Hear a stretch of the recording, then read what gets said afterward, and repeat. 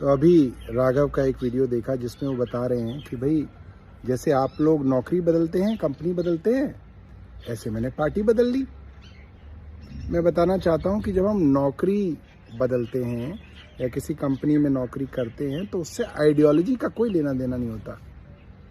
Party आप ideology की वजह से ज्वाइन करते हैं और उसमें रहते हैं। मगर फिर भी मैं ये बात कहूँगा कि अगर राघव को इस पार्टी में अच्छा नहीं लग रहा था, वो जा सकते थे, उनको इसका पूरा हक है। मगर आप कंपनी के अंदर भी नौकरी बदलते हैं तो 3 महीने का नोटिस देते हैं अपने मालिक को, अपनी कंपनी को, कि मैं नई कंपनी में जा रहा हूं और मेरे पास जो भी नॉलेज है उसका ट्रांजिशन करने का 3 महीने का समय है आपके पास, आप ये करा लीजिए, क्योंकि मैंने इतने साल इस कंपनी के अंदर नौकरी की है तो मेरा दायित्व है ये सब करना। मैं जिस कंपनी को छोड़ता हूं उसको बर्बाद करने के लिए षड्यंत्र नहीं करता। आपने क्या किया?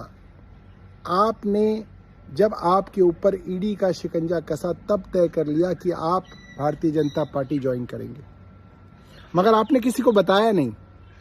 आपने भारतीय जनता पार्टी के साथ एक षड्यंत्र तय किया।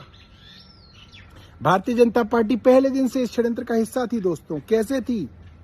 इन्होंने कहा कि मैं अब अपनी एक अलग इंडिविजुअल मिडिल क्लास के मुद्दे उठाने वाले युवा की इमेज बनाऊंगा और उसके अंदर मदद करेगी भारतीय जनता पार्टी। कैसे करेगी? वो सारे मुद्दे जो बीजेपी की सेंट्रल गवर्नमेंट की पाइपलाइन में थे, चाहे वो एयरपोर्ट के ऊपर सस्ता समोसा बेचने का बात हो, चाहे वो ट्राई के द्वारा मोबाइल की जो रिचार्ज है उसके अंदर चेंजेस की बात हो, पैटर्निटी लीव की बात हो, या गिग वर्कर्स के लिए ये जो जोमेटो और स्विगी के वर्कर्स हैं इनके लिए कोई काम हो, तो सेंट्रल गवर्नमेंट द्वारा ये बात शेयर की गई राघव को कि आप इन मुद्दों को उठाओगे तो तुरंत उनके ऊपर काम होगा और आपकी पॉपुलैरिटी बढ़ेगी, आपकी एक न्यूट्रल छवि बनेगी। सेंट्रल गवर्नमेंट के पास हर बार मौका था कि वो या उनका कोई मंत्री पार्लियामेंट में खड़ा होकर इस बात को कहे कि राघव जो बोल रहे हैं ये ऑलरेडी सरकार का काम है, मगर कॉन्ट्राडिक्ट नहीं किया गया। क्यों नहीं किया गया? क्योंकि भारतीय जनता पार्टी की केंद्र सरकार के साथ मिलकर राघव षड्यंत्र कर रहे थे और राघव की इमेज बनाने के लिए भाजपा की सेंट्रल गवर्नमेंट काम कर रही थी।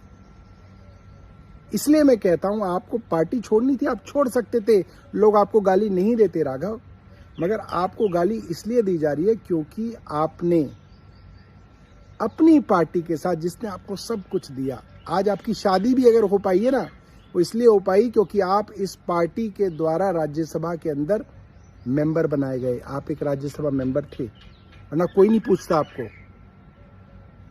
और आपने उस पार्टी से कोई भी नाराजगी हो आपकी, उसके खिलाफ आपने पूरा षड्यंत्र किया।